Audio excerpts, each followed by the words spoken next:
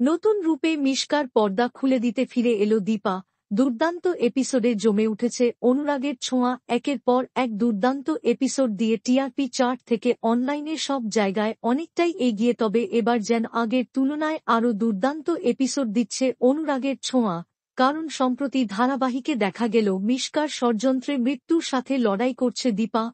তবে কি মারা যাবে দীপা? না, দীপা সুস্থ হয়ে আবারও ফিরে আসবে। এদিকে রূপার চোখের অপারেশন হয়ে গেছে। রূপা চোখ খুলেই তার মাকে দেখতে চায়।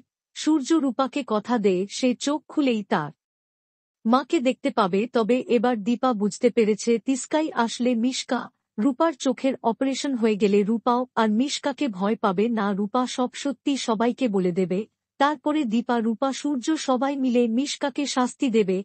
আগামীতে অনুরাগের ছোঁয়ার পর্বগুলো আরও জমজমাট হবে।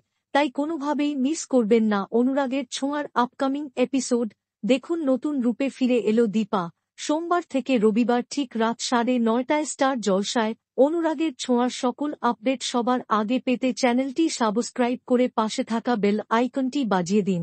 ধন্যবাদ।